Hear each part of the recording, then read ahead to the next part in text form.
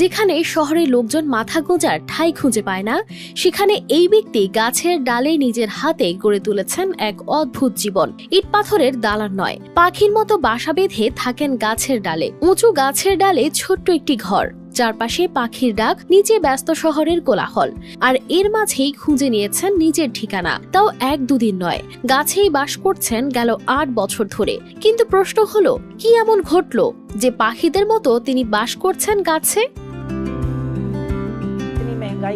করাচির এই তরুণের নাম ফরমান আলী হলেও স্থানীয়রা তাকে টারজান বলে ডাকে, কারণ মানুষের শহর তাকে জায়গা দিতে না পারলেও প্রকৃতি তাকে আশ্রয় দিয়েছে। টানা 7ম-বারের মতো বেস্ট টিস্যু পেপার ব্র্যান্ড হিসেবে স্বীকৃতি পেয়েছে বসুন্ধরা টিস্যু। বছর 8 আগে অর্থনৈতিক সংকটে পড়ে তিনি বসবাসের জায়গা হারান। হাতে কিছুই ছিল না, থাকার মতো কোনো নিরাপদ স্থানও খুঁজে পাচ্ছিলেন না। ফুটপাতে রাত কাটানোর পরিবর্তে তিনি সিদ্ধান্ত নেন কংক্রিটের শহর নয়, প্রকৃতির কোলেই গড়ে তুলবেন নিজের ঘর।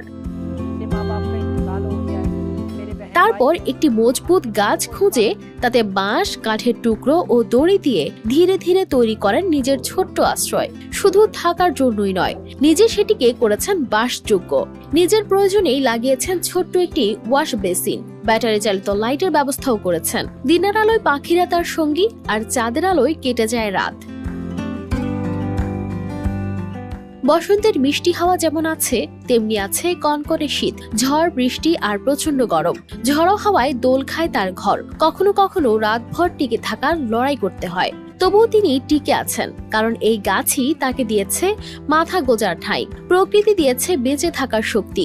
আশপাশের লোকজন কখনো বিস্ময়ে, কখনো করুণায় তাকায় তার দিকে।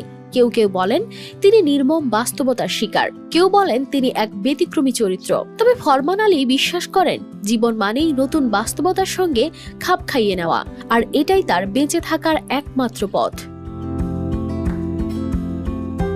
কারিস ফাতেমা শিমু, RTV।